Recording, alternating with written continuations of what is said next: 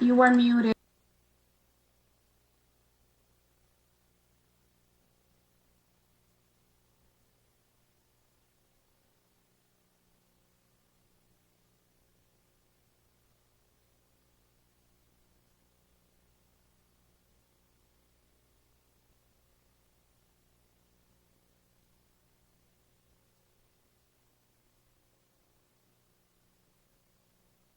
To call the Special Committee on Social and Community Recovery to order. I know that we have a lot of people here, more than usual, we have a public portion, but before we get to that, I just wanted to let the Mayor Cantor say a few words. Thank you, Mr. Sweeney. Thank you, Lamb. I just prepared a few words on this. It's a little awkward. I would much rather be in person talking to you. But as our country and communities fight this unprecedented pandemic, it has laid bare the tremendous inequalities and vulnerabilities of our society. And now we are burning with rage and the pain of witnessing another tremendous injustice. A killing of an unarmed Black man at the hands of law enforcement as officers stand by. We are in pain, recognizing that for generations, there have been racist injustices and fundamental rights denied to Black people and many people of color. It is so painful to know that when we actually witness these videos of horrible incidents, because they are captured on cell phones, we are keenly aware that they have existed without witness for so long. But now, when we see these atrocities, what do? Should we never have and we should never have and can no longer turn away. We have to change. Each of us have to be more fair and just. We need to come to terms with our faults and weaknesses. My heart breaks for the families of George Floyd, Ahmaud Arbery, Breonna Taylor, and all of the families that have been ripped apart by institutional and systematic racial injustice and violence. We have the hard work of looking at what has so clearly been wrong in our country's history and fix it. We need strength and courage to be honest about this and move forward, working together to build a better country. Let's think about every small thing because they become big things, especially when they are repeated over and over without consequence. Let's take these hopeless and helpless feelings and make the change we need to build a better country, better communities, better citizens. I want to say thank you to our West Hartford Police Department who are working hard to protect not just some of us, but all of us, to be fair and just in their practices and accept the challenge to always be better and to be an integral part of the community they work so hard to keep safe. For each and every one of our citizens, it is your responsibility to return your senses, to be counted, and to vote. Thank you, Mr. Sweeney. Now back to you.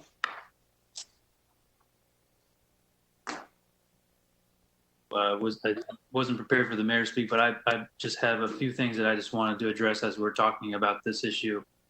However, before we dive in here, I wanted to also acknowledge the death of George Floyd, because I believe right now that if you are quiet during this time, you are complicit, and that's not what I'm going to do. As a white man growing up here in West Hartford, I cannot feel the pain that so many of our brothers and sisters are suffering today, but as we sit here today as elected leaders, it is our job to acknowledge and digest the pain that members of our community are suffering through right now. In our town, we have mothers and fathers that are looking at what happened to George Floyd, and they're once again confronting the brutal reality that 1 in 1,000 Black men were killed by the police. They're having reoccurring nightmares that it could be their son or daughter who was killed playing in the park, Tamir Rice, or driving their car, Philando Castillo, or going to the store, Trayvon Martin, or just sleeping in their bed, Breonna Taylor. These deaths are at the hands of the guardians that are here to serve and protect. It is unacceptable, but it has been, and little has changed. In fact, I'm sick of explaining the need for change to my friends. I'm grown frustrated explaining to those who don't understand why these protests are happening and why they need to continue. Today, more than ever, the protests must continue because the lives of George Floyd, Eric Garner, Sandra Bland could all have been saved with proper policies in place. These abominations are not one-off events happening. These are outcomes from a system that malfunctions almost daily. And when it malfunctions, Black people die. Lives are lost, parents lose children, and then we go back to doing the same thing over and over again, expecting different outcomes. And as Albert Einstein once said, that is the very definition of insanity. So as we sit here today and discuss the social and community recovery of West Hartford, I ask us all to appreciate the air that we are breathing, appreciate that there are systems in this town that impact others more than harshly than it may impact ourselves. Appreciate that millions of brothers and sisters are exasperated right now because they have witnessed those that are sworn to protect them do nothing of the kind. And appreciate that, yes, we can resolve these significant inequalities in our country that have led to both police brutality and the racial disparities that we have seen during the COVID pandemic. However, to do this, we must first acknowledge that the change must happen, and it must be different this time because people have been waiting far too long to just be able to breathe. And so with that, you're right, I would like to open it up to the public participation for tonight's meeting. Thank you, Mr. Chairman. Anyone who wishes to speak can raise their hand if you're on video.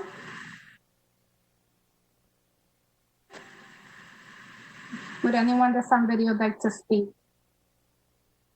Mr. Chairman, we'll move to one caller. Caller whose phone number starts with 860573. Please state your name now.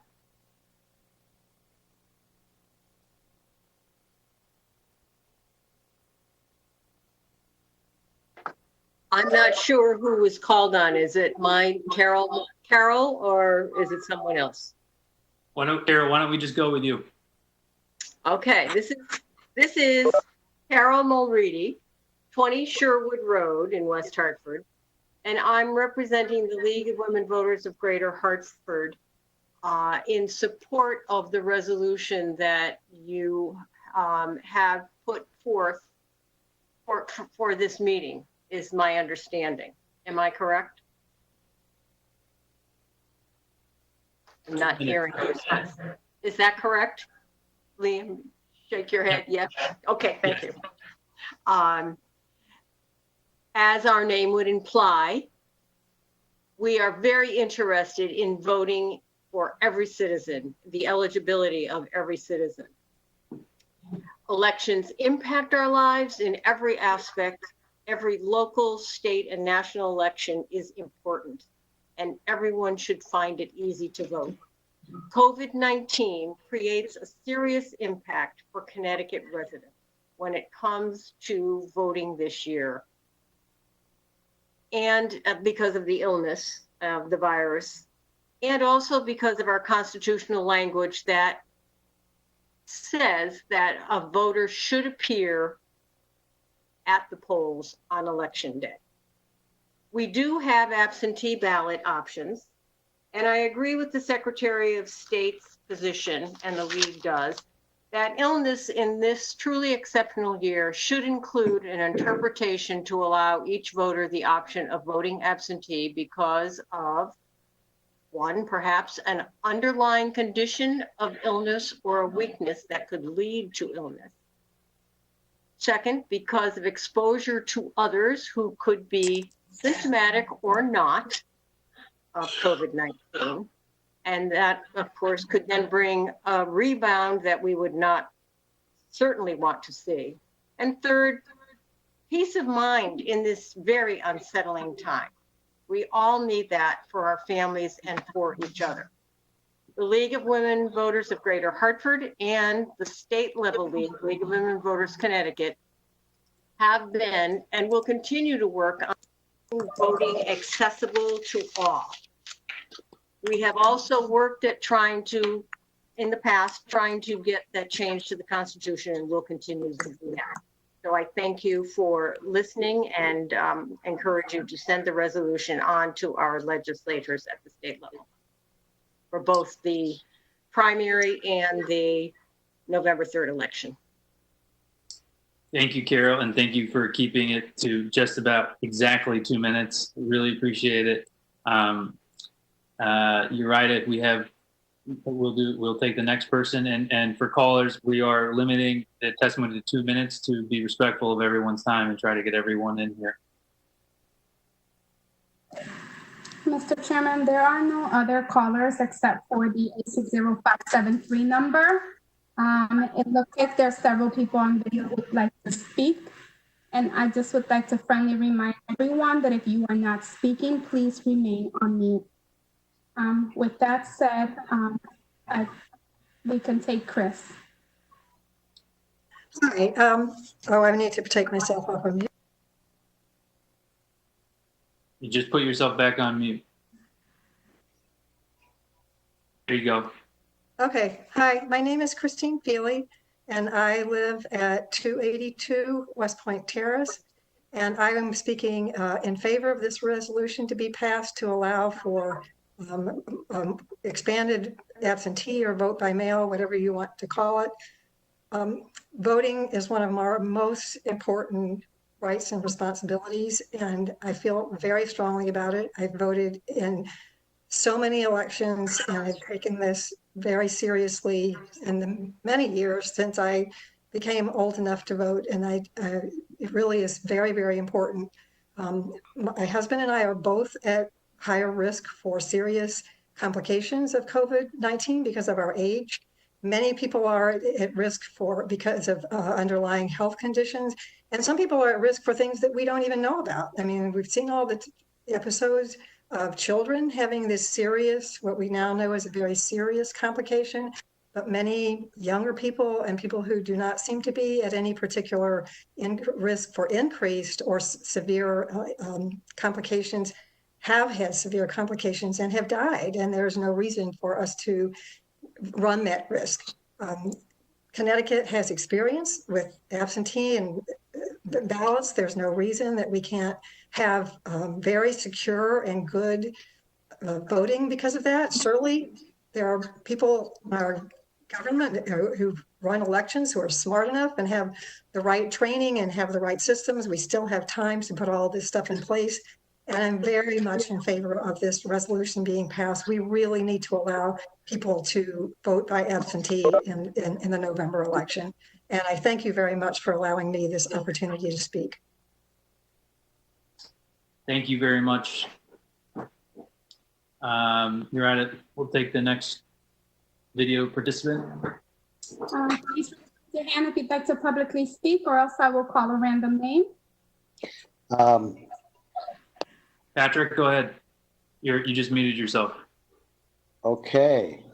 I think I'm unmuted, correct? There you go. Fire away. Thank you, Liam. Good evening to everybody. My name is Patrick Farley. I live at 38 Brookline Drive. I'm calling in support of this resolution for expanded absentee ballots. I'm hoping you can do all within your powers, the town council, to ensure safe elections during this coronavirus pandemic. That would include making absentee ballots available to anybody who requests one. Too many people are in vulnerable groups, and this is just a safe way and intelligent way to go about voting. I don't want to have to choose between my health and my vote, and I hope you can get this resolution passed. Thank you very much. Thank you, Patrick. You're right. I think I can take it from here. Jim, are you ready to go? Yeah, unmute yourself there.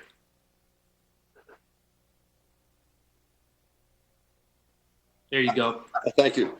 I'm very proud of all you guys. My name is Jim Chapdelaine. I'm an enthusiastic supporter of this.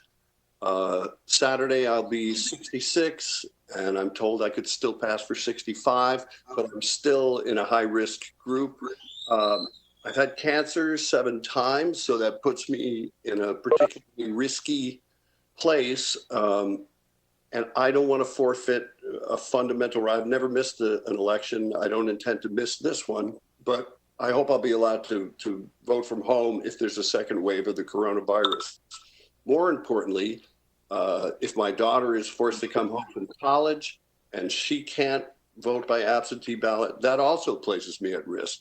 The same for my wife if she goes and votes. So any of us with immune systems that are not 100% are going to be put at risk for exercising our fundamental right to vote. So I keep hearing from people that elections have consequences, and I would just say that sickness and death should not be those consequences. Thanks so much. Thank you, Jim. The next person I see up here, Samantha? Yes, hello, my name is Samantha Janowski. I live at 53 Woodrow Street. I'd first like to thank you for your opening comments acknowledging the pain that's being felt throughout our country. I too am here to speak in support of the resolution calling upon the state to expand vote by mail, expand absentee ballots. First, while the state is in phase 1 opening and many people do feel comfortable going out, it's really important to recognize that there are also many people that do not and will not in November, and how important it is to make sure that they don't have to choose between voting and their health. So that's the first thing I wanted to acknowledge. And the other is that as it stands now, as I understand it, if you do request an absentee ballot for something other than is allowable, it is a felony. That is very serious, and no one wants to be in that position just to preserve their health. And using our absentee ballot system will help this go forward smoothly. So thank you very much, both for your comments earlier and for putting this resolution on your agenda today, and I hope you'll support it. Thank you, Samantha. Ms. Waldman?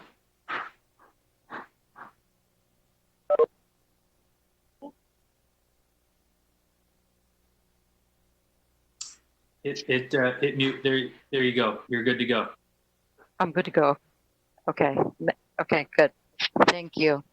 So members of the Special Advisory Committee, thank you for this opportunity to speak with you tonight and to register my support for calling on, for the resolution calling on the state to expand absentee balloting ahead of the November election.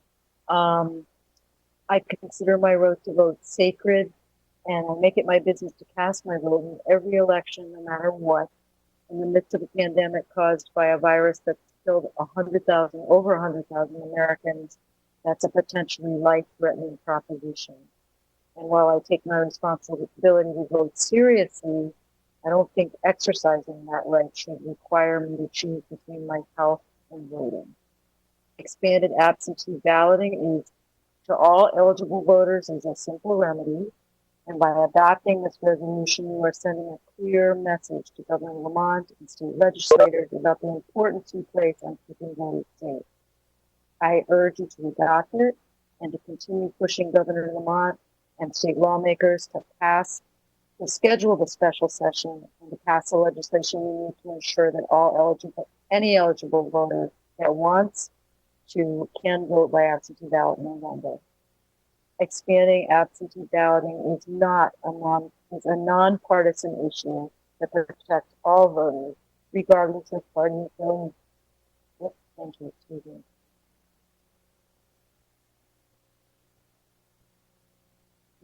Thank you. Thank you, Mrs. Waldman. I don't see anyone else on here that I haven't already called on. I do see one caller. Dusty, are you there?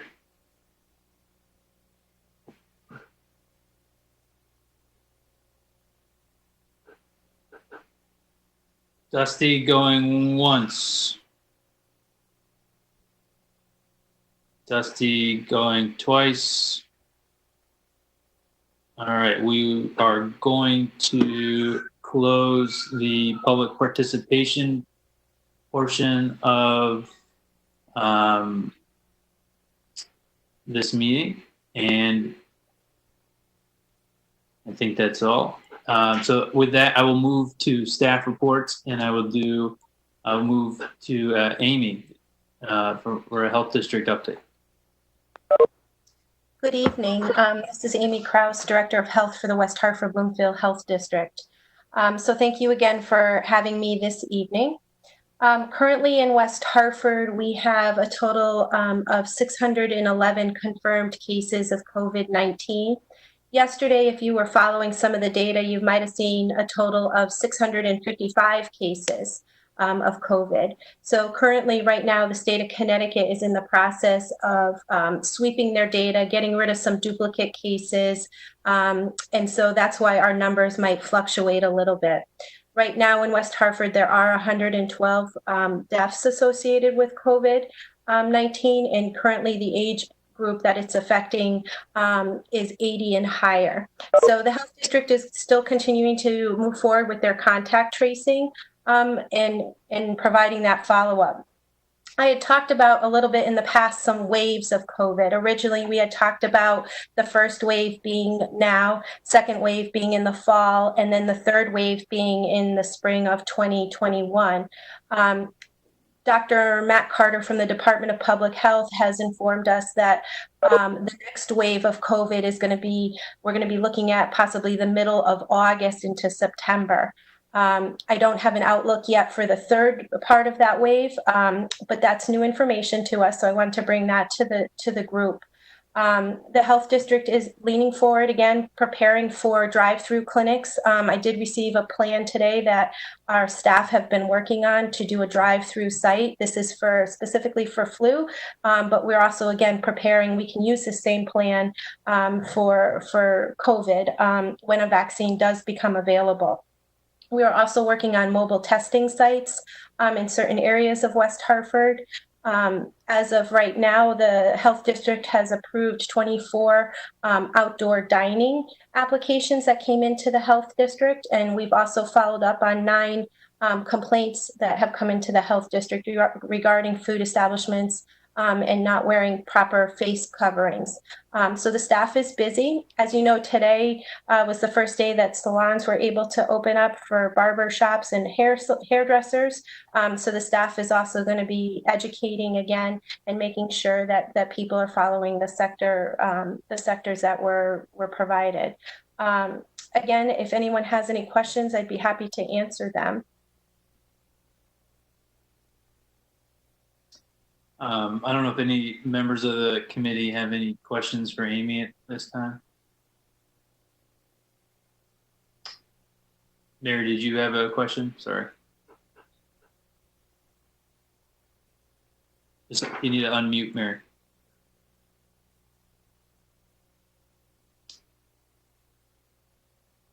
There you go. All right. I don't know why it was muted, but in any event, it's not now. So thank you, Mr. Sweeney. Just a quick question. I know you don't have a crystal ball, and is the second wave anticipated to be less people infected than the first? And I would assume the third will, even though we don't know exactly when the third one will occur. Yep, great question. So currently what they do is they're going to look at the total number of cases. So as things slowly begin to open up, the thought is that we might start to see an increased number of cases because people, might not be wearing face coverings. They might not be continuing their social distancing, maintaining 6 feet apart. The health district is still asking people, even when you're out doing outside dining, to wear that face covering. Even when you go to exit and you stand up from that table, you should at that point put your face covering on because you're exiting that restaurant. And now you're going to be back into, the walkway of where you're going to be passing people on a closed sidewalk. So there's a lot that comes into account when the state looks at that data and says, okay, we're looking at possibly the middle to end of August. And I think, again, we're going to start to see probably an increase of cases. And that's going to be the start of our second wave.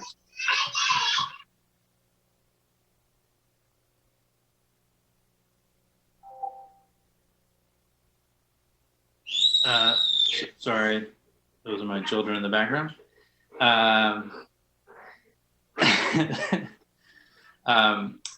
Anyone else have anything else to say other than my daughter? All right. If not, I will I will move on to to Matt and mute very quickly. Good evening, everyone. Matt Hart, Town Manager. Thank you all for attending tonight's meeting. To begin with, like the mayor and like Councilor Sweeney, I've been outraged by the recent killings of Ahmaud Arbery, Breonna Taylor, and George Floyd. These three people join a long list of people of color that have tragically lost their lives in violent encounters with either law enforcement or white men. Understandably, much of the recent focus has been on law enforcement. And I greatly respect the integrity of the men and women of the West Hartford Police Department and the efforts of our officers to combat racism and hatred. And I know that all of the men and women of our department were sickened to see the treatment of George Floyd by some Minneapolis police officers.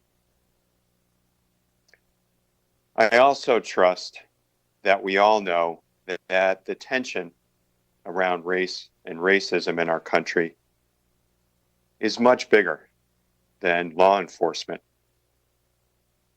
So consequently, in partnership with our elected officials and our school district, I will be asking each and every town employee to treat the eradication of racism and other forms of bias as our most important organizational priority. How will we seek to accomplish this? Through several means, and it will require an individual and a collective effort. We will need to take responsibility of this as an organization, but also as individuals. And I will plan to keep the council informed of our progress, and I know that the council as well would like to engage in a much larger conversation around this very, very important issue. Moving on to touch on a couple of other items.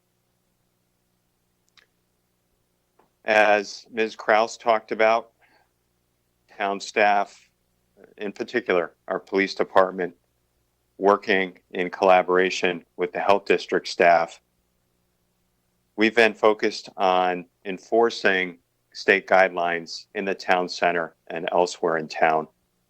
Town center, as you can imagine, with the recent reopening has been more of a focus, and we have received a number of complaints about a lack of social distancing or people not wearing face coverings. So we have engaged in a communications effort around that. We've put some physical signs in this center, and we're looking to enhance those and to add more. We will also put a banner on Goodman Green to alert folks to the importance of physical distancing and wearing face coverings. We have a team of staff that are out there patrolling. We're going to continue to issue warnings in an effort to educate people visiting the center and to encourage them to do the right thing. So certainly more work on that over the coming weeks. A couple of other things I'd like to touch on under my report this evening. We have a committee of staff that are looking at when and how we should best open our municipal facilities in consultation with our recovery committees. I think, as everybody knows, we have been operating in a virtual manner for several weeks now. And surprisingly, we're able to provide most of our services either online in a digital fashion or by phone. But our library this week is initiating more mobile operations in addition to the virtual programming that they've been providing. Think of the old-fashioned bookmobile with a more modern twist. That's what we are looking to do beginning this week. For Town Hall, we're also working on Town Hall. Right now, Town Hall is closed to the public. We are installing various protective equipment in order to allow more staff into the building. We are also going to look at a more centralized reception area at our front door. And at some point, we will look to allow the public back into Town Hall, probably starting on an appointment basis, just trying to keep it limited to try to keep everyone safe. And for our senior centers, given the fact that that is a high-risk population, we are looking at the fall for a potential resumption or reopening the physical buildings.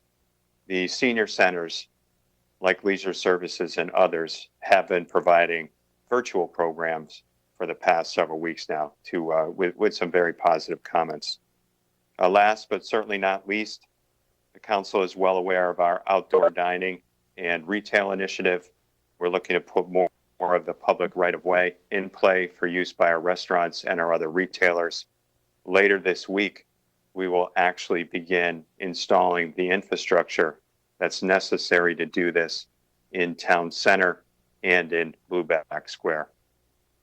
That completes my report this evening. Councilor Sweeney, I'm happy to take any questions that committee members may have.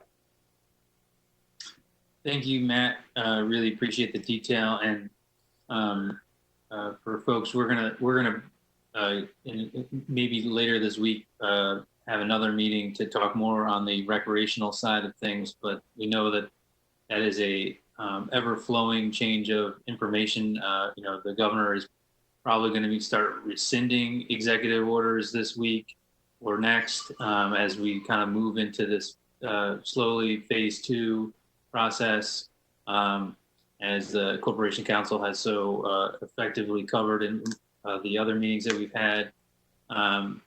But with that, Matt, thank you so much. And Amy, thank you so much for your help here, your insight and your dedication during this unbelievably difficult time.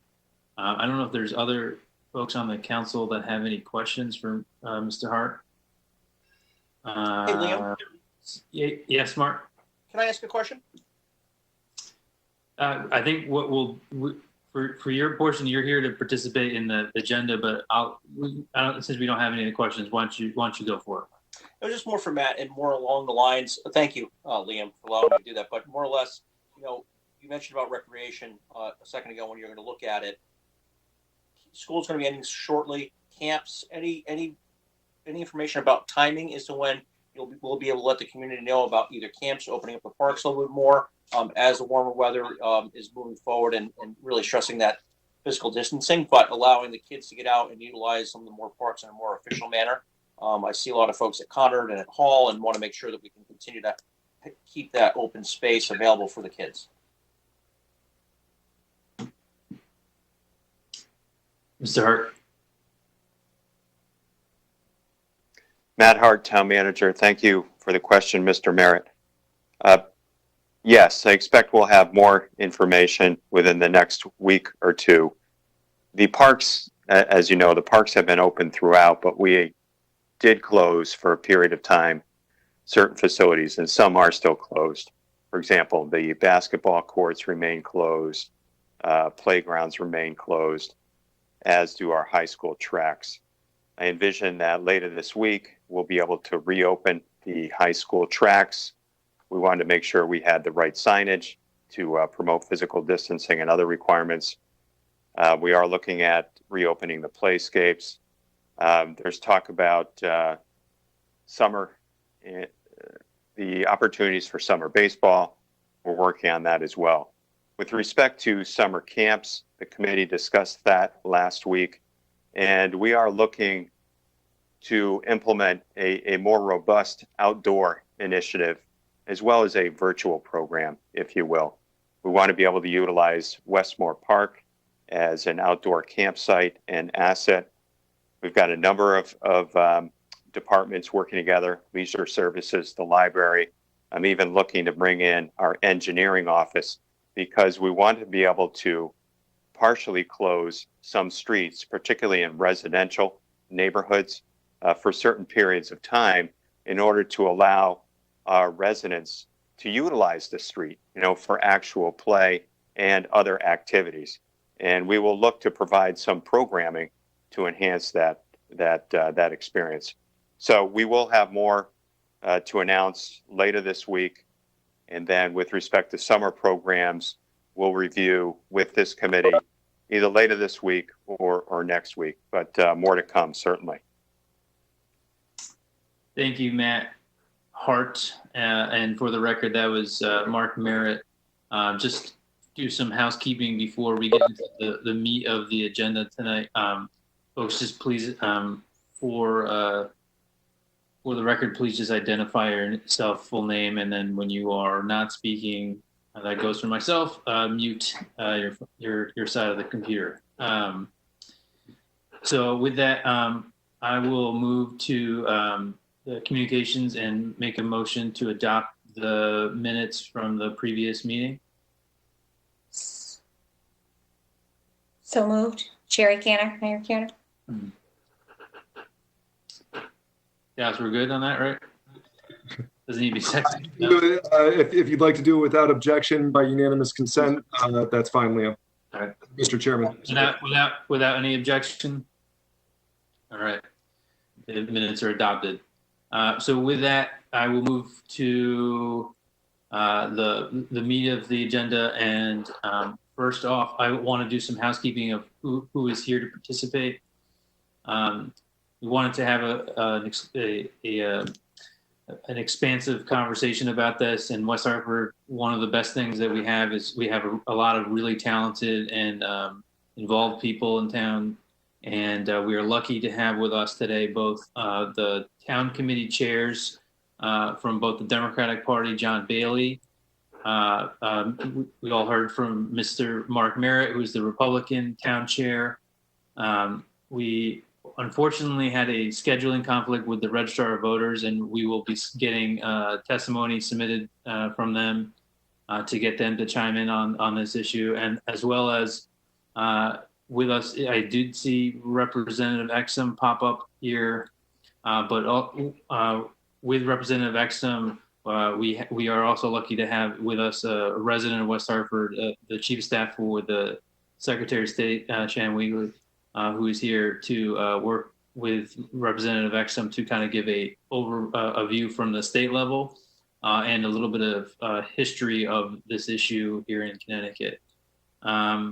And then with that, I also want to acknowledge, obviously, the committee members, Councilwoman Fay, Councilwoman Blanks is here somewhere, I know, and Councilman Williams, Councilman Davidoff, Councilman Winograd, and Councilwoman Kerrigan, and also with us, the town clerk, Essie LeBreau. And then of course Ari Steinberg, who is here as a liaison for the Board of Ed as we talk about issues that do mesh with the Board of Ed as well. With that, I want to hand it over to Corporation Counsel. Thank you, Mr. Chairman, and Madam Mayor, and the other members of the committee. Sorry, I did. Sherry, did you want to? Sorry, that was my fault. I was going to hand it over to the mayor to do a quick overview of the resolution, and then to you, Mr. Dodge. Thank you, Mr. Sweeney. Thank you, Mr. Dodge, for being patient. I know you have a lot of information, so I want to share.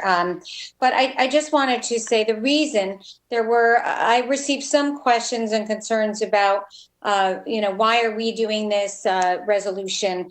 Why now? Why is it the council doing a resolution that involves a legislative action? And so I want to address those really quickly and maybe circle back after. We'll see. And I'm sure my colleagues will have input as well. But as we all know, number one, democracy is an American value, fundamental human right, guaranteeing each person the ability to participate in fair and open elections. And COVID actually has created a really highlighted the issues with Connecticut's system. We have an absentee voting law that is one of the most restrictive in the country. Only two-thirds of states have no restriction on absentee ballots. We are one of 1/3, and ours are more restrictive than many states. And I heard one of the most restrictive, the 5 most restrictive.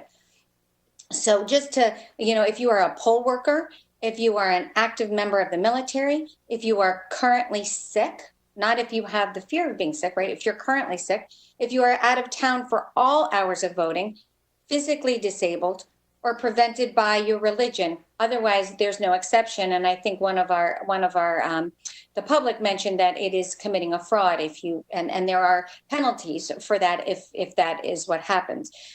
Just think about my niece, who is a respiratory nurse. And she works in Atlanta, actually, and works for 12 hours a day. She gets there before her 7 a.m. shift to understand what's going on with her patient and stays for 12 hours. She has literally, if she was in Connecticut, literally an hour to get to a polling place and vote because she's not out of town legally for all of that time. She's wearing her scrubs. She's wearing her COVID potentially contaminated clothes. And so even to and think about that in many varieties of situations, right? So those are really important things. If she was living in Connecticut, and there are plenty of nurses in that same position or doctors in that same position that also have that and the risk that they walk in and bring to a polling place. We have worked so hard to limit the spread of COVID, and it would be so tragic if an election forced people to gather together at a time when the flu season has started and COVID is back into a resurgence because of colder weather, people being indoors, and all the conditions that make it more acute are there again. We don't know what's going to happen, but flu season alone, a highly contagious flu season, puts so many people at risk. So why can't we have that valid no excuse absentee voting to allow people to have that ability? I also, the fact that this isn't a local issue, it is so local because I have received so many people that have reached out to me saying, this really concerns me. It concerns that it's where it's going to impact our community if people are exposing, as Jim mentioned, his daughter coming home from college, bringing it back into their house exposes him and his wife to higher risk people that would then be highly exposed. I think many of you know my 23-year-old has a heart condition. A friend of his that goes to a voting, that votes. Again, the spread could be dangerous and actually deadly for people that you might not think might be in a high risk category. So just over 65 or whatever doesn't make sense. So, and the fact that we're doing it now, Oz Griebel said it best, actually. Oz wrote recently, and he said, we need to, much of the state is in lockdown, and we're still in that quasi state, and I call it, we're in an adaptive recovery phase. That's kind of my word for it. But we are, he said, this is precisely the time for officials to spend upcoming months on the hard groundwork to make voting more accessible, to make no excuse absentee ballot accessible. And he said, let's have some work done in advance while we have some time, because I think what everybody wants is for people to vote and for those votes to be counted accurately and reflect the will of the people. And with that, that is the importance of this and the local emphasis of this. And it matters not only is our community being impacted, but local elections decide and actually decide how the town and the schools are governed. And so it's intimately connected to our local life. And with that, I will go back to the chair, Mr. Sweeney. Thank you, Madam Mayor. Mr. Dodge, the floor is yours. Thank you, Mr. Chair, and thank you, Madam Mayor. This is Dallas Dodge, Corporation Counsel. I want to thank you and the committee for asking me to present tonight. Jerida, the moderator, has a PowerPoint presentation that I prepared, and I was hoping that she could put that up on the screen.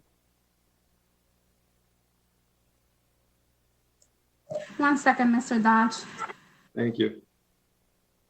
And as Jerida gets that up, I'm going to apologize in advance for the quality of the PowerPoint. I don't think I've actually made one since college.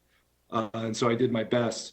But just to go over what I'm going to be discussing tonight, the primary focus of my presentation is going to be a review of the black letter law on absentee ballots. And we do have Ms. Wegley, Shannon Wegley here tonight, who is the Chief of Staff to Secretary of State Denise Merrill, as well as our town clerk, Essie LeBreau, who are themselves experts in this area. And so I would invite them to chime in if they'd like to add anything as I go through this. And I'm sure that some of this may also be covered later in the evening as they make their presentations. And so, Jerida, were we able to get the PowerPoint up on the screen? Hi, Attorney Dodge. Because I am streaming to Facebook Live, I just found out that I cannot stream and share at the same time. Okay. All right. Well, we'll do it the old-fashioned way then. So I'm glad I printed it out. That's fine. So everybody should have, this was also posted with the agenda. And so if you go onto board docs, it should be an attachment to the agenda. So if you want to follow along, you're more than welcome to, although it won't be on the screen. And for members of the public, I would just point out that that's also a publicly accessible portal too. So the PowerPoint presentation is available to anybody who has an internet connection right now. So the first thing I want to go over was the hierarchy of absentee voting laws in Connecticut and the United States. And so at the federal level, we have the Uniformed and Overseas Absentee Voting Act. And under that, we then have the state constitution, which sets forth the parameters for the extent of absentee ballot legislation that the legislature is entitled to enact. And then we have state law, and the primary state law that governs absentee voting in Connecticut is Connecticut General Statutes 9-135, which sets forth the qualifications for persons who wish to vote absentee. And then currently, we are also governed by Executive Order number 7QQ, which the governor issued about a week ago, using his emergency authority granted to him because of the pandemic, and that applies to the August primary. So if we go to the next slide, I won't spend too much time on this, but under federal law, there's the Uniformed and Overseas Citizens Absentee Voting Act, and that requires states to provide absentee ballots for certain persons for elections to federal office. And that includes members of the armed forces and other U.S. citizens who are abroad during the time of an election. So absentee voting in Connecticut is actually governed by the Connecticut Constitution, which, as I said earlier, sort of sets the ceiling for what the legislature can enact in terms of absentee voting laws. And it's governed, and it's set forth in Article 6 of the qualifications of electors, and it empowers the General Assembly to provide by law for voting of qualified voters of the state who are unable to appear at the polling place on the day of an election because of absence from the city or town in which they're inhabitants, sickness, physical disability, or because the tenets of their religion forbid secular activity during the time of the election. The state statute 9-135, which sets forth the actual qualifications and is how the legislature has exercised its power granted through the Constitution, is more restrictive than what the Constitution allows. And if we go to the next slide, on the state statute slide, it does go through the various restrictions, but I think the next slide is actually most helpful for the current discussions, highlighting the key differences between state statute and what the Constitution allows. So under the state constitution, this legislature can adopt laws allowing for absentee voting due to absence from voting district. And it's silent as to whether that needs to be absent during all hours of voting or couldn't just be absence during part of the day. And so in that manner, the state statutes are more restrictive because they restrict the qualifications for absentee voting to absence from the voting district during all hours of voting, and all being the key phase there. So you have to be absent from your district during all hours of voting. In addition to that, under the Constitution, it says that the legislature can enact laws allowing absentee voting due to sickness. And I think that the way the governor's interpreted that and the way that other people have interpreted that is that the legislature could allow absentee voting due to a concern of sickness within the community. So in this instance, for instance, concern about the sickness of COVID-19 and spreading that. But again, our state statutes are more restrictive because they restrict absentee voting to people who are unable to vote due to his or her illness. So it has to be your specific illness is the reason why you can't vote using that provision, and that's under state law.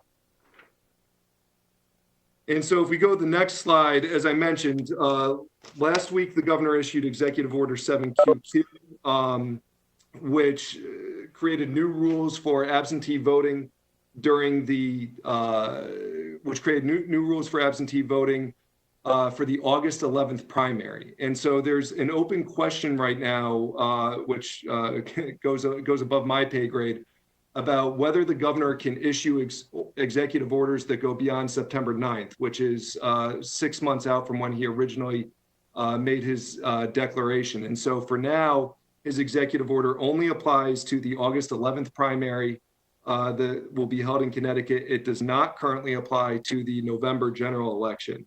And so the governor, using his executive authority, basically adopted the constitutional language in a way, where he said that an ineligible voter may vote by absentee ballot for the August 11th primary election if he or she is unable to appear at his or her polling place during the hours of voting because of the sickness of COVID-19. So kind of that fear of sickness within the community. There is an important caveat too, which is the order sets forth that the order does not apply if there's a federally approved and widely available vaccine available by the time the person applies for or casts an absentee ballot. So if there's a vaccine available by the time a person casts their ballot for the August 11th primary, they wouldn't be able to use that reason, that excuse as a reason to obtain a absentee ballot. If we go on to the next slide, in addition to the qualifications for absentee ballots, there's also restrictions on who can, beyond the restrictions on who can obtain an absentee ballot, there's also state laws that prohibit various activities in connection with absentee ballots. And principally, those laws prohibit misrepresenting absentee voting eligibility, mailing unsolicited absentee ballot applications without including certain disclaimers, helping or being present when a voter completes an absentee ballot, unless you're certain qualified persons, also taking possession of a ballot or delivering a completed ballot on behalf of somebody, accepting an application, which you know to include false information, and also giving or accepting compensation solely for distributing absentee ballot applications. Going on to the next slide, there's strict laws governing enforcement of these. Obviously voting security is very important. And so violations of the primary agency that's tasked with enforcing these laws is the State Elections Enforcement Commission. They have the power to impose various civil penalties, including a $2,000 fine and also revoking somebody's eligibility to serve as an election official.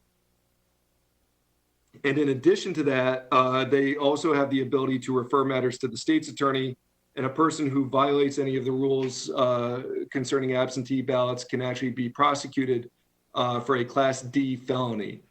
So there's fairly serious penalties for violating any of the rules governing absentee ballots.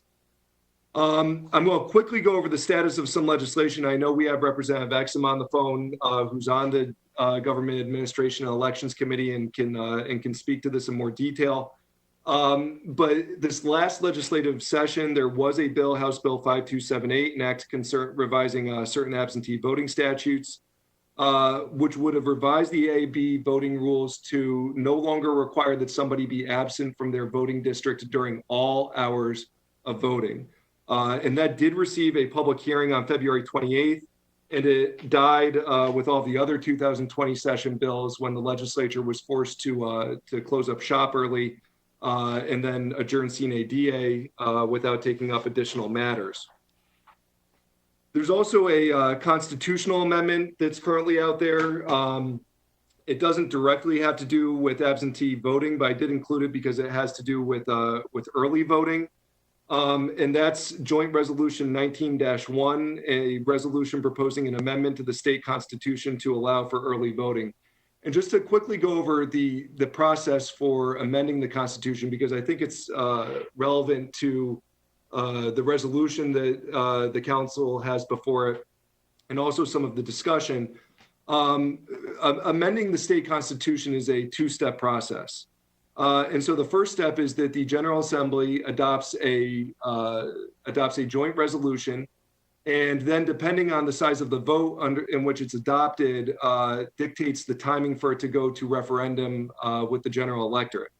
So if the General Assembly adopts a joint resolution proposing a constitutional amendment by a supermajority, which is a 3/4 vote, then the proposed amendment goes on the next even year ballot to be voted on by the electorate.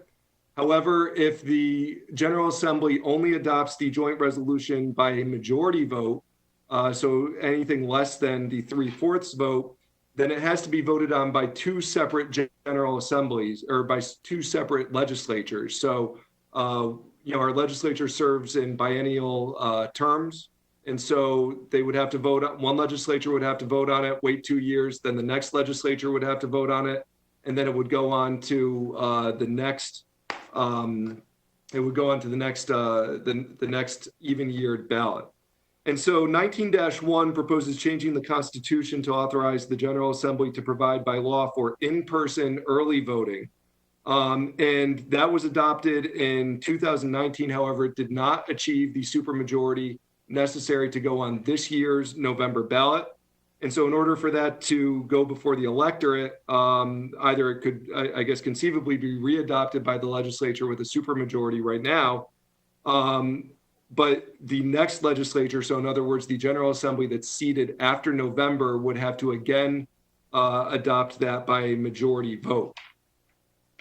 And then finally, I just want to do a quick overview of what other states do on absentee voting. And as the mayor mentioned, Connecticut is in the minority. Well, first of all states allow some form of absentee voting. And as I discussed earlier, that's due to a function of, partly due to a function of federal law, which mandates that states provide absentee voting for certain people who are abroad and also for members of the armed services. But we are part of the minority of states that does place restrictions on the qualifications for absentee voting. And so we are one of 18 states that require electors to provide a reason to vote absentee. And we're actually one of only 10 states that require senior citizens to provide a reason for absentee voting. So there's a number of states where there's general qualifications, but then for people over 60, say, they don't just being over 60 is reason enough to obtain an absentee ballot. And that age is slightly different depending on different state laws. And everybody can see on the PowerPoint, if you have it in front of you, there's a list there of the different states that are with that also restrict absentee voting. And so with that, Mr. Chairman, I'm happy to answer any questions that the committee has, and I'll also be here for the rest of the meeting in case any other issues arise. Thank you, Mr. Dodge. That was very comprehensive and very helpful to kind of give the background on this. There's a couple of things that I wanted to just touch on of what you said. I think what is nicely framed in your presentation are the folks that fall in a similar position in regards to restricting ballot access. I think what we should really focus on is the states that are in the opposite, that provide no excuse absentee voting. I think you have states ranging from Arizona in Alaska to Colorado to Georgia to Idaho to Kansas to Montana, North Dakota, North Carolina, that you may not expect that to be the case, but that is the situation. And I think that it's something, something of note. I think the other thing that I just wanted to point out is that when we talk about absentee ballots, I think, too often do we get consumed with the news that comes out of our biggest cities and the issues that come up with primaries or elections being decided upon the absentee ballots in certain places. But in fact, West Hartford is the second largest participant in the absentee ballot process. And in fact, in 2018, we had 2,691 absentee ballots. We were just about 30 behind Greenwich as the largest. And so I think what we actually see from the use of absentee ballot is more about knowledge of how the voting process works and how to use it. And I think becomes more as we break it down, more of an equity conversation again on access to the ballot. It is, I think, what we're in, particularly why is this so important right now. I think it's super important as we discuss the well-being, as Mayor Cantor talked about, the simple well-being of folks in town. So with that, I want to hand it over to Miss LeBeau, and have your part of the presentation. Thank you. Thank you for inviting me. I did do a report that's available on Board Docs, and the public can access it there if they'd like. But basically, I gave an overview of what my office is doing in order to plan for the increase in absentee ballot processing. One of the interesting things that you noted about different states and the fact that they do all mail voting and a variety of no excuse absentee balloting, it's the way they do it that's different from Connecticut. Connecticut has 169 towns, and the voting process is split between the town clerk, who does absentee ballots, and the registrar of voters, who do the polling place, election day, voter registration, and the management of the election rolls. Other states that do all mail voting, they have county forms of government, and they have election centers. So the election center has a single election official, and the ballots and the polls are all processed under that one department or division.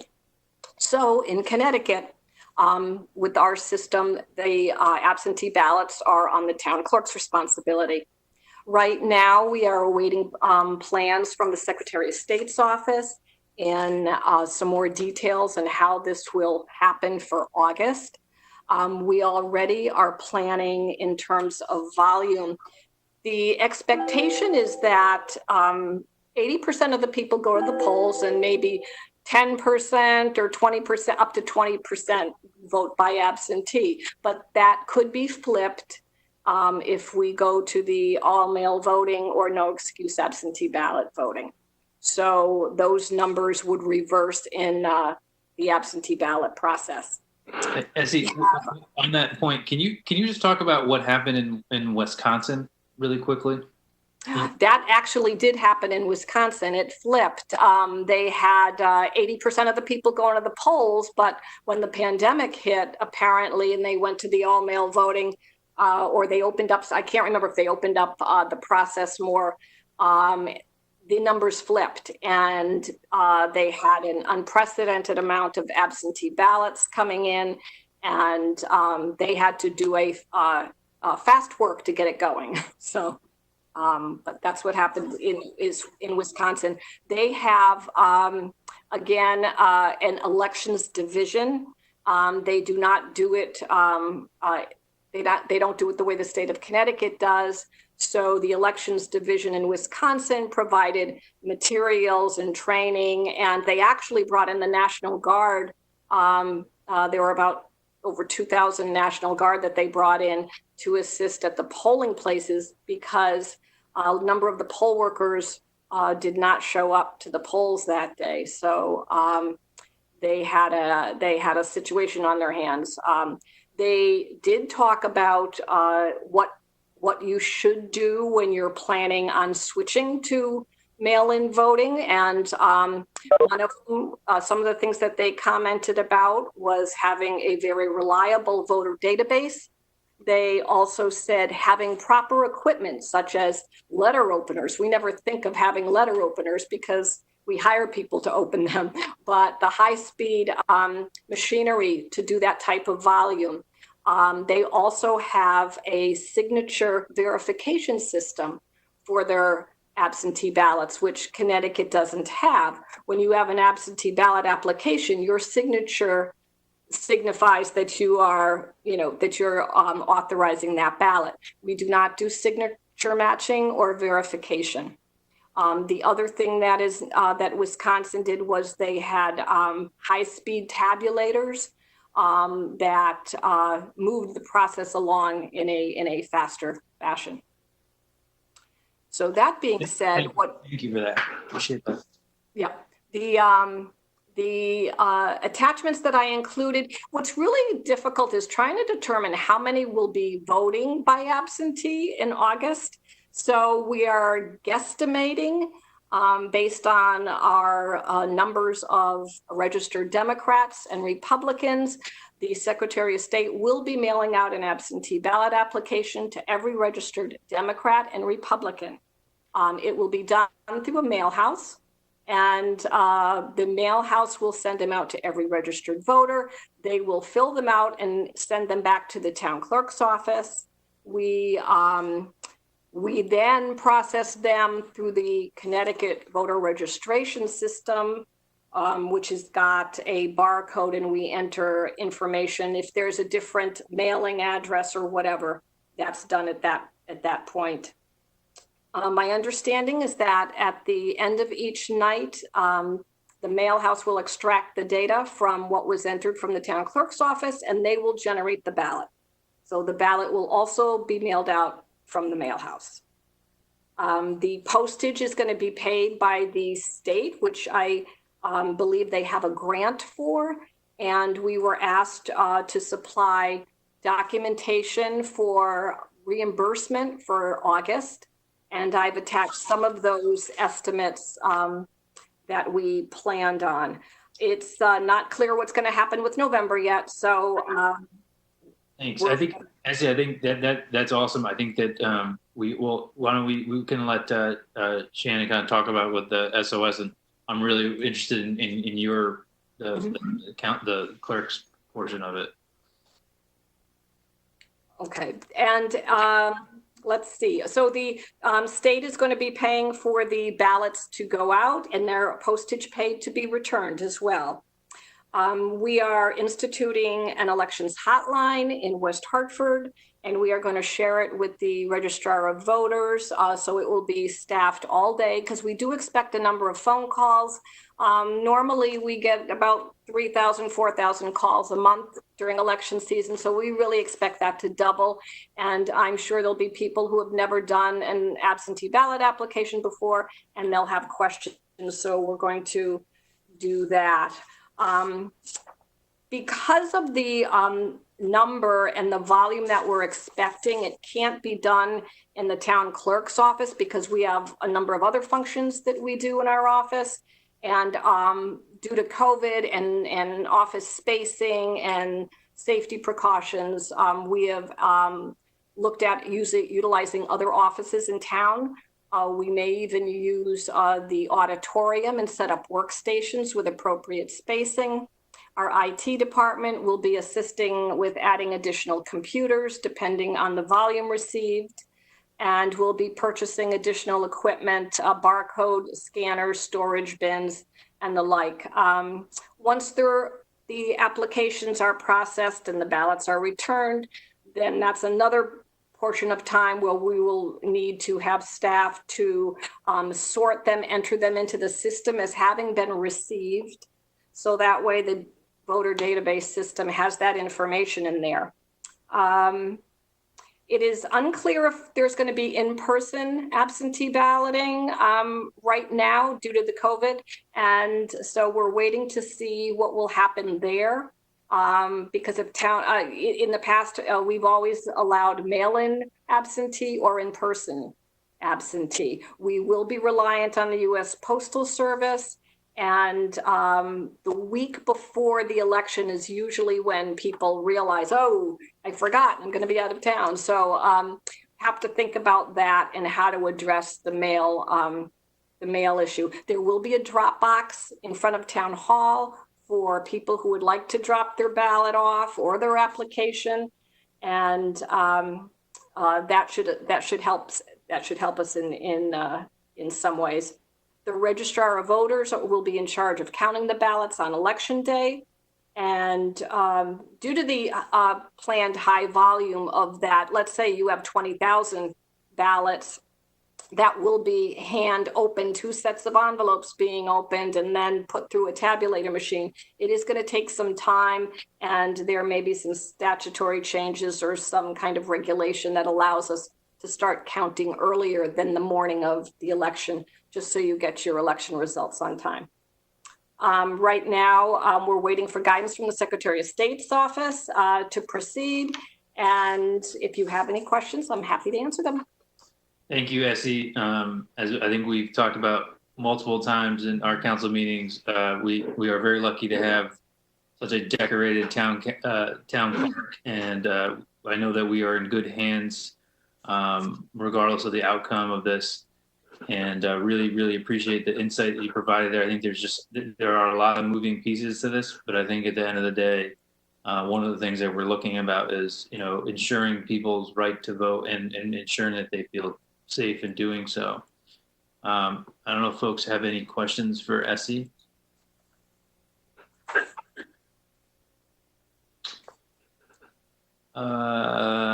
Seeing none, I will move on to Representative Exum and Shannon. Hello, good evening. First, I'd just like to say thank you for inviting me to, can you hear me okay?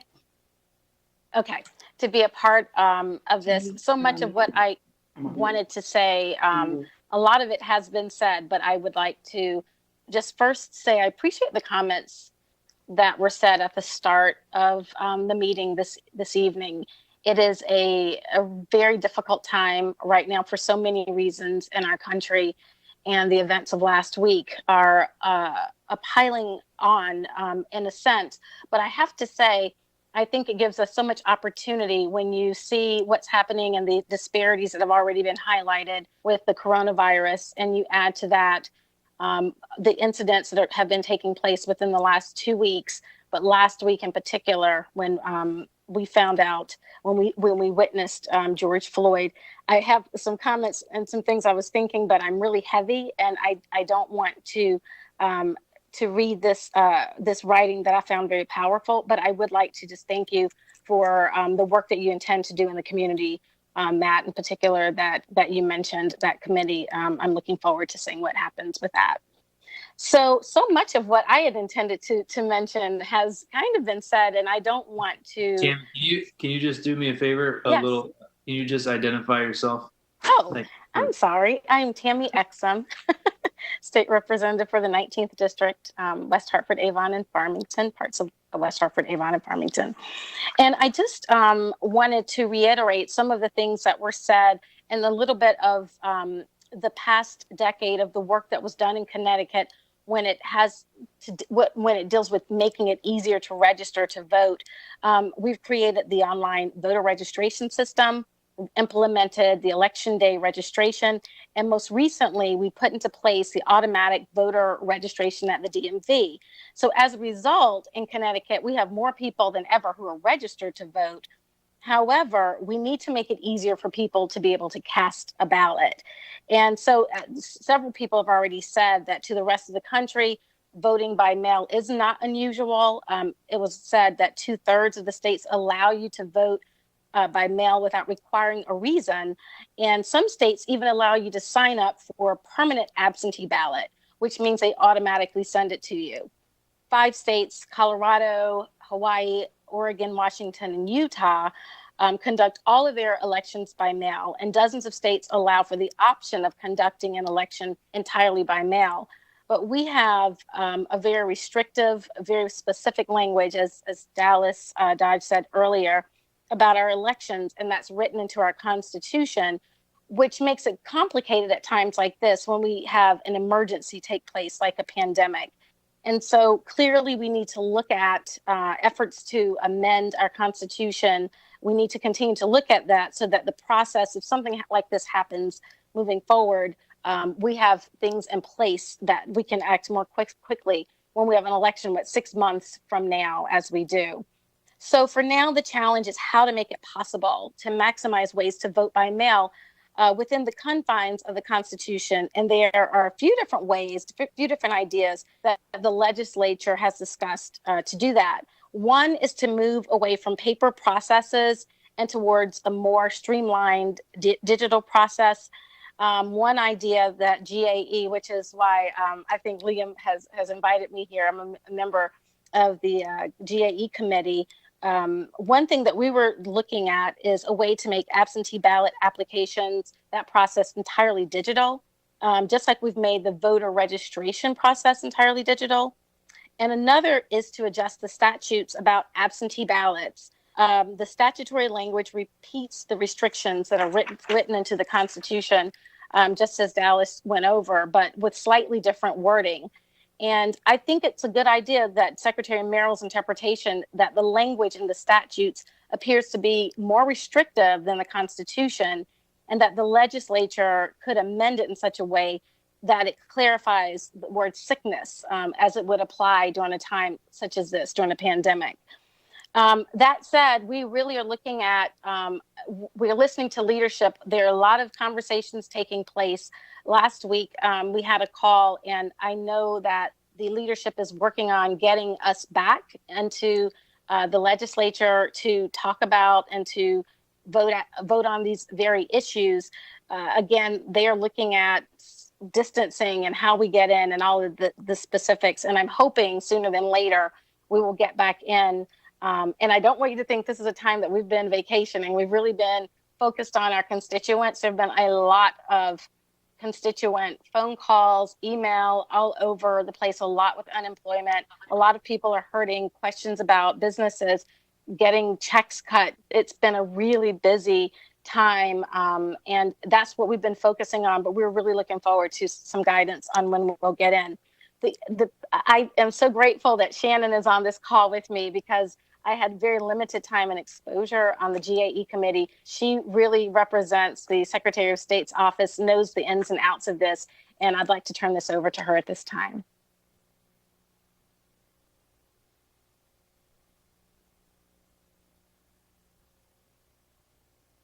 There I am. Great.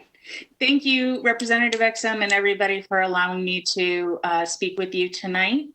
I agree with all the sentiments that were expressed. Shannon, just identify yourself. Oh, I'm sorry, Shannon Wagley, Chief of Staff to the Secretary of the State. So to start, I would just repeat the sentiment that no one should have to choose between their right to vote and their health and safety. And to that end, Secretary Merrill's been working with local officials and released a plan that protects every voter's access to the ballot box. And a key part of that plan is, of course, to expand the use of voting by mail, or in other words, expand the use of absentee ballots. And voting by absentee ballot, of course, is not new. It's been around since the Civil War. What is new is this COVID-19 pandemic and our response to that situation, namely that we're providing voters the opportunity to vote by absentee, which, this is good democracy and good public health policy. So before I go through the details of sharing Secretary Merrill's plans sort of step by step, I just want to mention a couple of quick facts as sort of a foundation of that. The first is that I'd like to stress to everyone that the safeguards to the integrity of our election remain entirely intact and unchanged. All of the rules regarding absentee ballot process remain the same as they always have. The second is that the polling places will still be open on election day. We are not suddenly creating an all-male election. If we close polling places or even consolidate them without moving people towards voting by mail, we are designing a system that we know will fail them. That is what happened in Wisconsin. And third, while the plan to distribute absentee ballot applications to all eligible voters is what gets the most attention in the public conversation, the plan itself involves a lot more. And it really strives to shield towns from the increased expenses of reacting to this COVID pandemic. And we do that by centralizing functions at the state level and offering grant opportunities and other kinds of in-kind support. So having said all that, let's dive right in. The governor issued this executive order that makes every person eligible to vote by absentee because of the pandemic. It does that within the confines of the sickness provision and the Constitution and the statute, but it, as it was mentioned, only applies to the August primary. The secretary will be mailing every eligible voter an application for an absentee ballot, and eligible voters being those enrolled in one of the major parties. That means that the town clerk who normally mails these applications upon request, and the town pays for that, what instead we're going to do is give a list to a mail house of all eligible voters. The mail house will do that mail. So we'll be at the state level paying for the printing and the postage and everything. When the voter receives that application, they're going to mail it back to the clerk at town hall, as they always have. And she is going to mark that application has been received. In fact, the application is going, and the envelope are going to be barcoded, so that data entry process will be much simpler. And then the clerk will mark that individual has made the request to get an absentee ballot. That digital list of those people who've made that request will then go to the mail house to be fulfilled with their actual ballot. For most of the state, this is going to be the ballot on the relevant presidential primary. We're one of the towns that has a legislative primary, but generally speaking, they're not that common, so there won't be much complication in that end of the administrative process. And then the individual will vote their ballot and return it to the town clerk as they have always done. We will attach to that voted ballot the intelligent barcode system that the post office provides, so that we can track that ballot has in fact been ultimately received, as it should be. And of course, there are going to be some voters who simply prefer not to put their voted ballot in the mail. And they might even have a habit of dropping it off in person at town hall, which for many towns is a little uncertain since so many are closed for the time being and maybe will gradually reopen. So we've taken a page from other states that do much more widespread use of voting by mail. And we're going to distribute throughout the state 200 drop boxes for people to drop off their ballot, voted ballot in a secure way.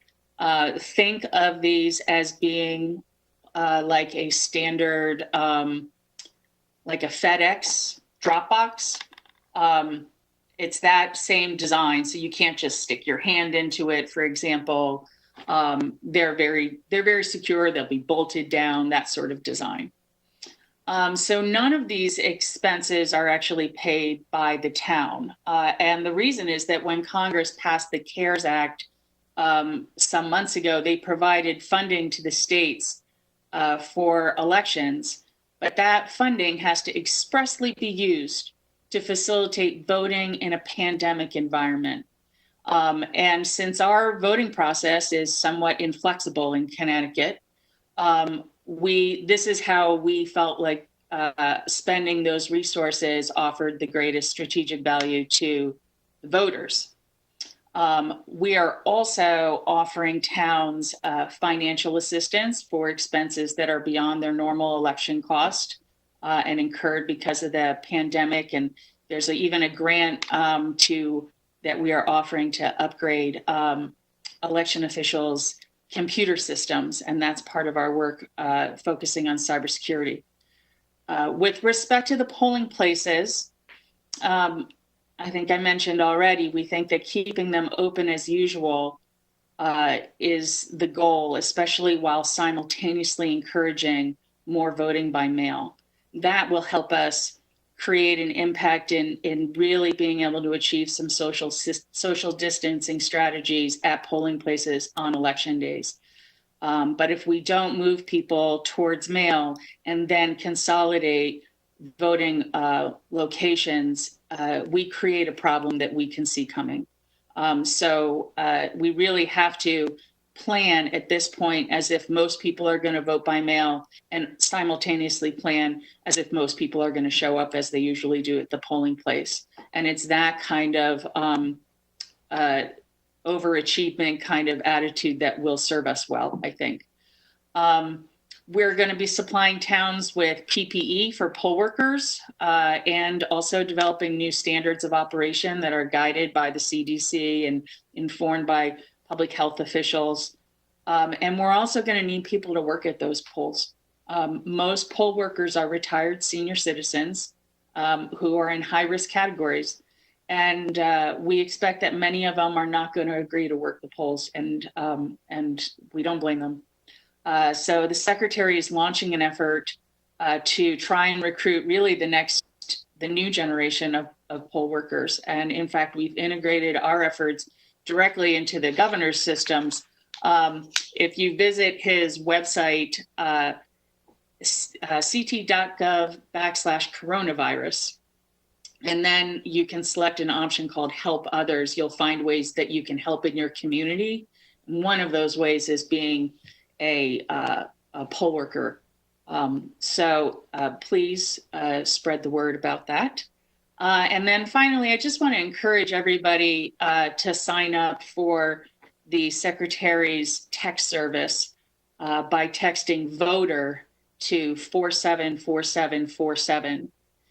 And you'll receive information about updates on the 2020 elections. And I want to repeat that for people. It's VOTER, VOTER, at 474747. And that is it for me. I hope that is helpful and practical information for the town.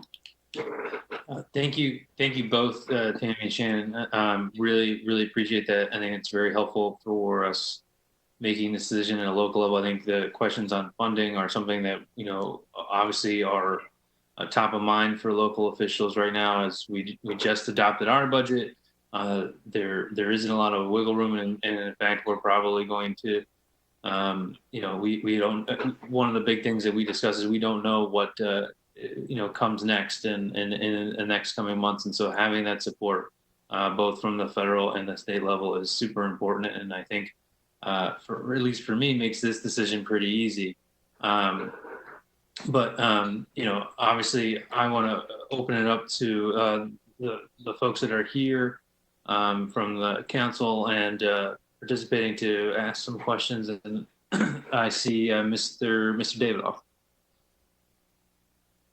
Thank you, Mr. Sweeney. Leon Davidoff, Town Council. To Ms. Wegley, can the town anticipate that it would be reimbursed 100% for these election expenses?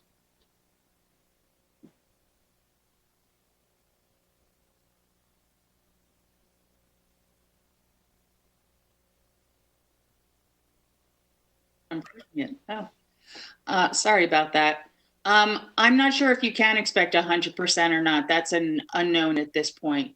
We've budgeted many dollars to help hold the towns harmless and to help divert expenses away. And, you know, whether or not we can entirely fulfill your difference is really an unknown.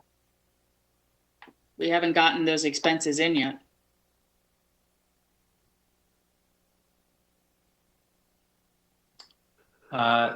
Thank you, and Mr. Davoff. You good? All set, Mr. Sweeney. Okay. Can I just add, if that's okay? Yeah, absolutely. And I'm sorry, I should have mentioned this, Mr. Davidoff. We are right now soliciting election plans from all of the towns about their expenses, about their inventory, their strategy for service delivery, and so forth. I think that as we receive those, we get the information we need to be able to answer your question. Right. And that is and Ms. Dave, I think that is very similar to a lot of what the major agencies are telling municipalities with the CARES Act funding, is that there is a lot of money there, but you know there are requirements behind it. So Shannon, I appreciate that factor, and we on the town side will definitely be working on that. I know SE is hard at work on making sure that we're ready to go. Mr. Merritt, I know that you have to run. I want to give you an opportunity to give a question since you have to leave a little early. Mr. Sweeney, thank you very much for that. Mark Merritt, our Republican Town Chairman. Question for Swegley, with regards to, the voting is very important, right? And so we want to make sure we get this right, but also with regards to the funding that you mentioned about a grant. More importantly, with the state, and I always use this as an example, there's so much air in a balloon, and when you squeeze it, the air is going to go somewhere. So if we are going to be taking funds at the state level to do something like this, what does the governor and the Secretary of State feel they can take money from to move towards this program, which is important because we want to make sure that everybody can vote during this pandemic and making sure they get out there and get the absentee voting. But we need to pay for it and all the stuff behind it. What is anticipated of where this money would be coming from?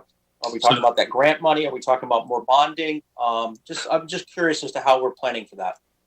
So, Mark, I don't know if you heard part of this, but for this particular program, this is being directly funded through the CARES Act funding, right?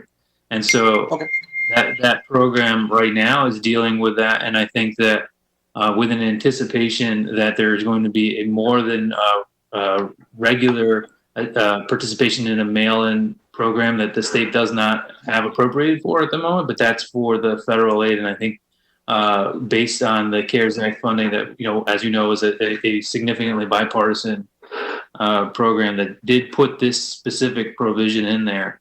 I think that's where the money is going to come from. Shannon, I don't know if I'm missing something on that. Yes, that's true. The funding for the programs, for example, the expense of the proactive distribution of absentee ballot applications to eligible voters is entirely funded by the CARES Act, and the CARES Act expressly limits the use of that funding to only be for facilitating the voters' ability to cast a ballot and in the pandemic environment. And in fact, what is not spent by the election day is returned to them. We have other federal sources of money also supporting elements of this plan. And that's because Congress appropriated a couple of cycles of funding related to the Help America Vote Act. And then, of course, there are some elements of this plan that are already and always have been part of the state support of elections. One of those examples would be the process by which disabled voters have an accessible voting experience, for example.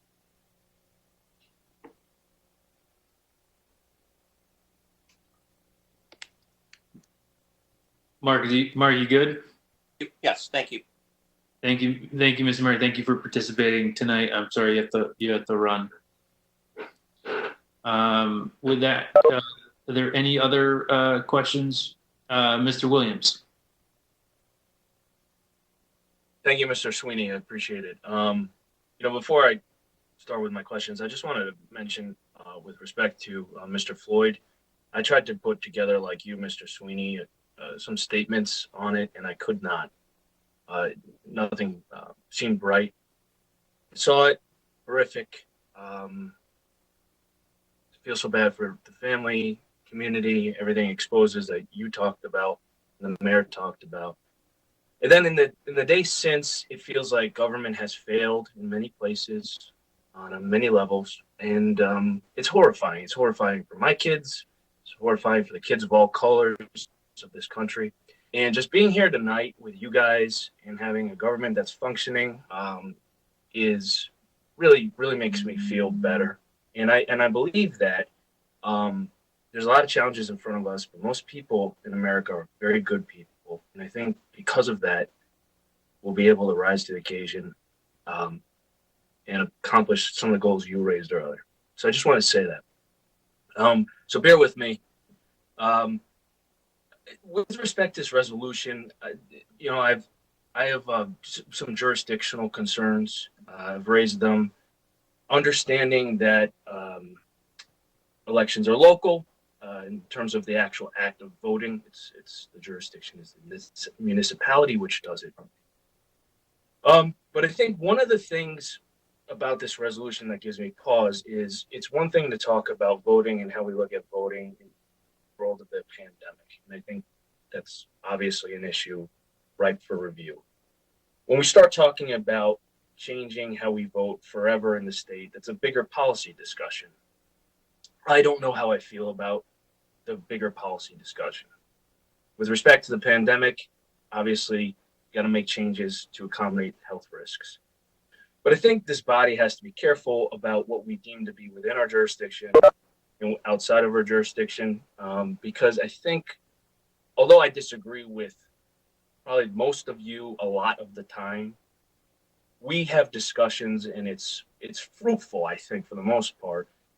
And I'm concerned that if we start getting into state and even federal issues, there's going to be more of a partisan pull, and just putting that out there. So with respect to the merits itself,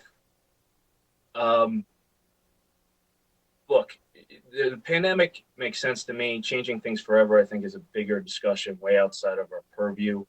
And so I'm putting out there to legislators, you guys, my colleagues, and saying maybe we should make it a little bit more narrow.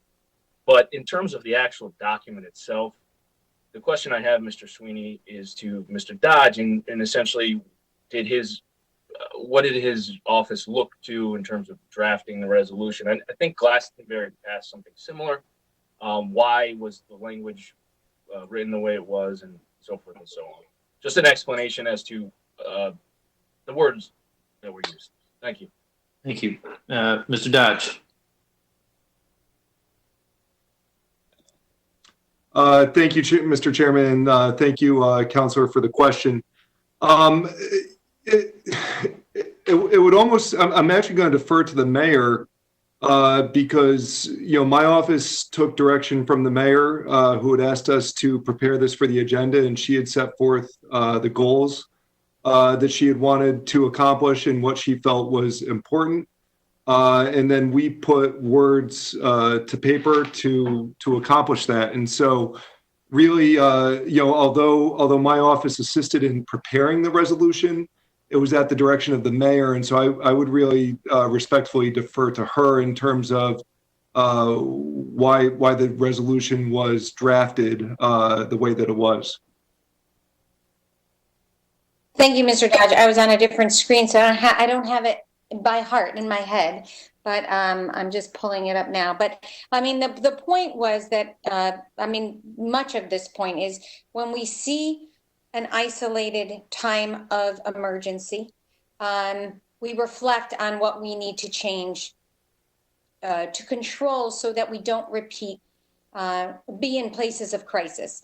I don't know if you were an elected official during Storm Alfred, but West Hartford was uniquely impacted by Storm Alfred.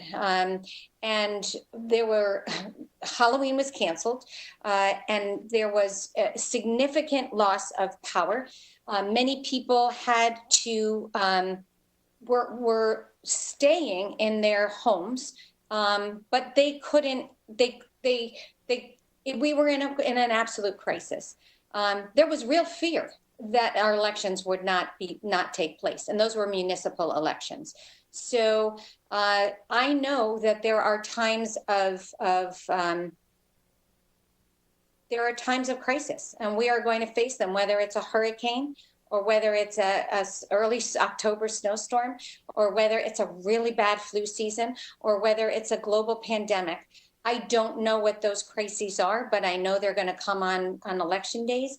And I don't want to be scrambling to do this again and again, or it's a week before. It's not 6 months before an election. It's a week before an election, and it's too late to make those changes. So I was thinking of my years of experience, and to be honest, my years of having things happen to my 4 sons who, for some reason, can't make it to an election, and it's just such an important.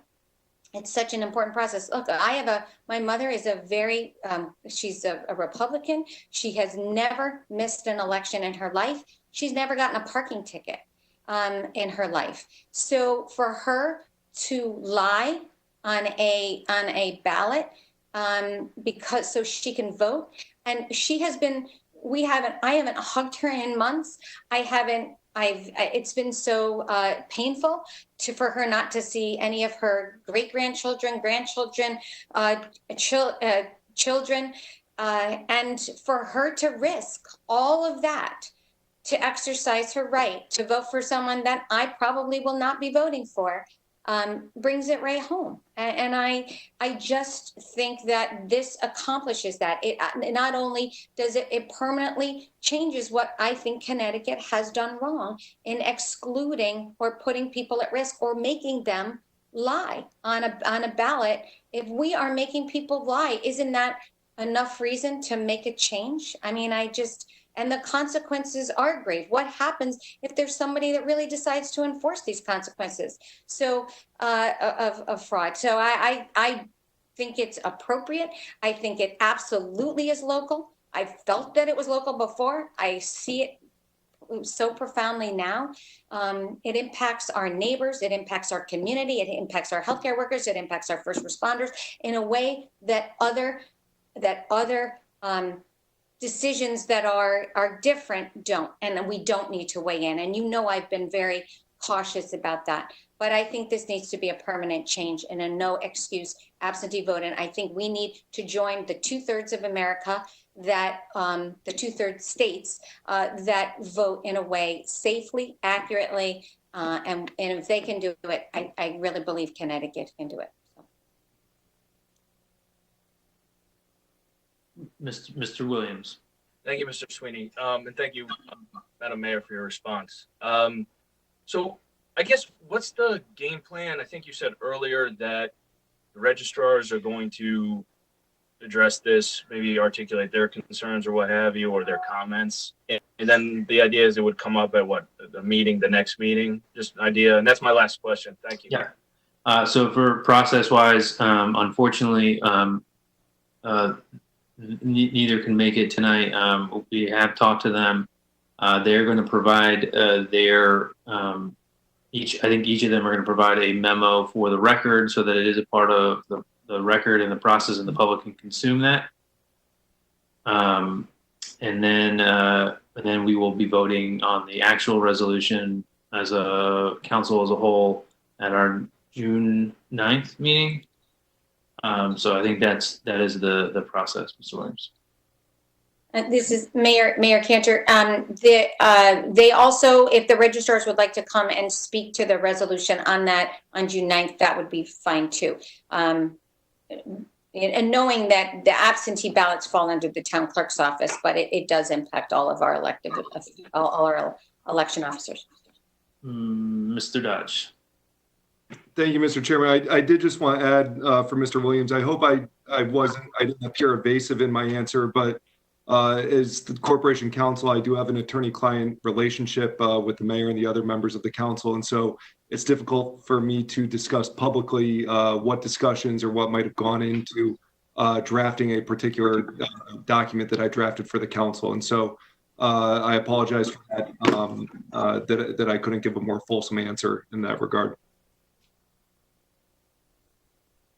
Thank you, Mr. Dodge. Any other questions? Mr. Williams? Just for clarity's sake, Mr. Dodge, I didn't find you evasive. Thank you, Mr. Williams. With that, I will move on to Mr. Bailey. I wanted to try to do our best job of trying to provide a bipartisan conversation on this issue, since it does impact all people in the state. Unfortunately, it looks like Mr. Merritt had messaged me that he had to leave. But we did have an invite out to both registrars, Democrat and Republican, and then we have both Chairman John Bailey from the Democratic Party, and then Mr. Merritt, but he had to leave. So, Mr. Bailey, with that, the floor is yours.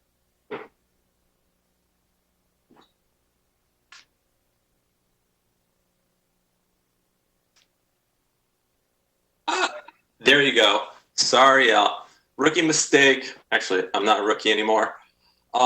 Yes, my name is John Bailey. I live on 17 Glenbrook, and I have been asked by the chairman to discuss, as chair of the Democratic Party, our support for this resolution that you are considering. Again, and this is not a political issue. It's about assuring everyone has the fundamental right to vote.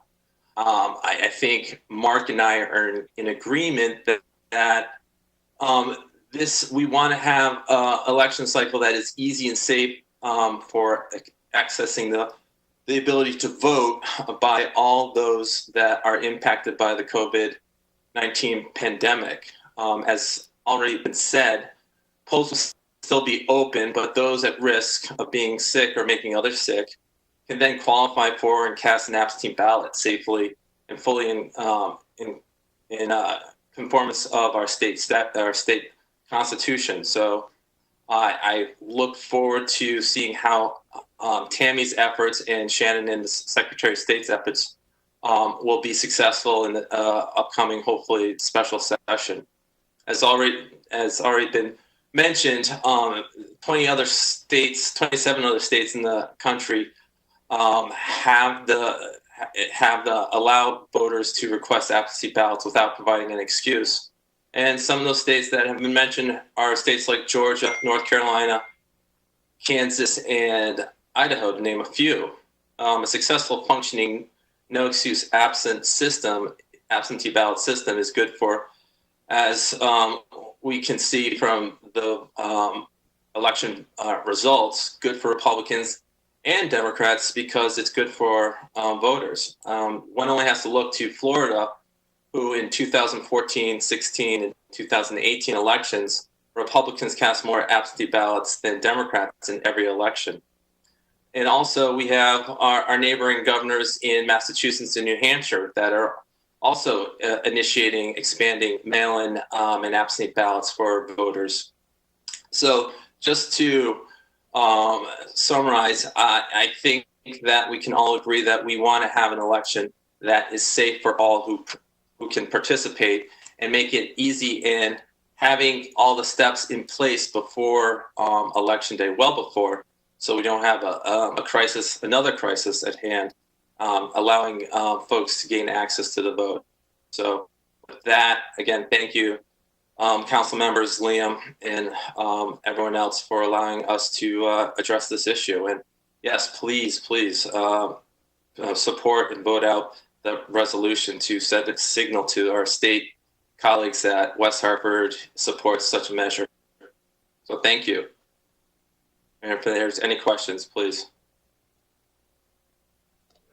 Mr. Bailey, thank you for participating and hanging with us till this hour. Doing my best to keep this under the 8 o'clock hour. I want to give one more opportunity for members of the council to ask questions. Mr. Davidoff. Thank you, Mr. Sweeney. I do have one question as to when we would anticipate receiving planning documents from our register of voters with respect to how they would place poll workers for those who wish to vote in person, as well as what the plan would be with respect to the counting of the ballots. This August primary will give us a dry run for November, but it's essential that this plan be shown sooner than later so that we can understand the logistics that are necessary in terms of space requirements, in terms of building needs, in terms of plans for all of the buildings, in terms of how the ballots are going to be counted. Because at the end of the day, I think that's everyone's concern, is that we get an accurate count of the ballots cast. And yes, we're working right now on getting people to have the ability to cast those ballots, but equally important is how are we going to accurately count those ballots in a very safe and meaningful way, and in a way that will render the decisions of the ballots cast in a timely fashion. Because what we could do in terms of planning would eliminate any other types of concerns that voters may have concerning the legitimacy of the ballot that they cast. And I think that's what I have sensed from some of the trepidation with the resolution going forward, is to how we make certain that this is an open, transparent, and fair election. And I think that if we don't have a plan in place, that that could be bothersome.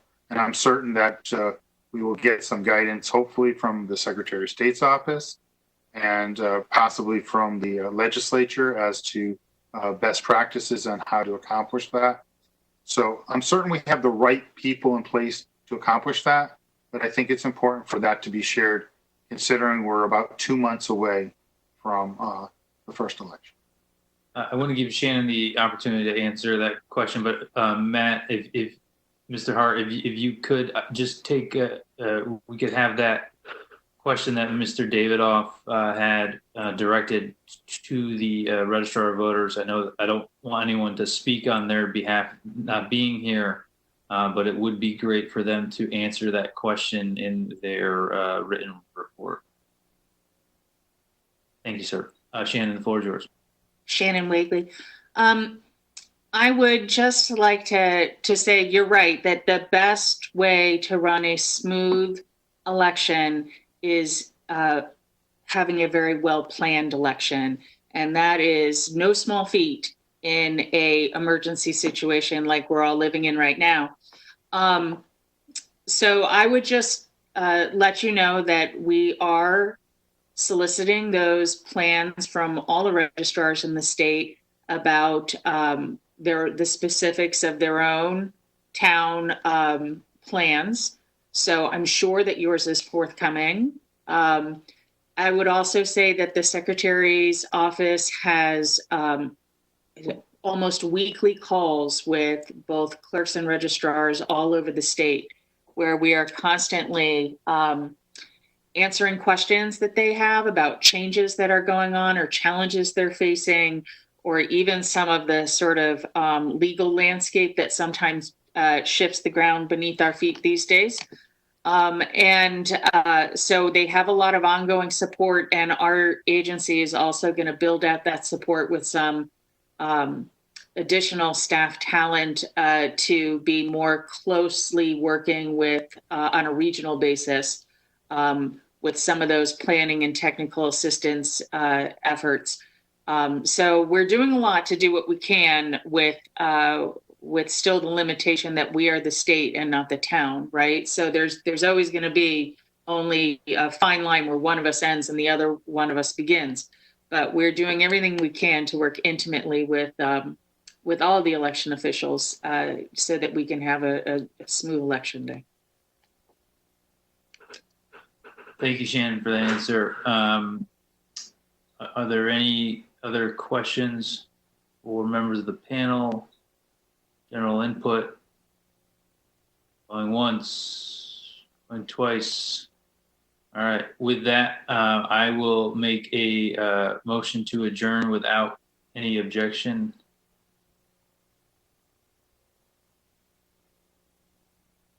All right, without any objection, we will adjourn. Thank you all. Thank you. Thank you, everybody. Thank you to all the Thank you. panelists. Thank you. Good night.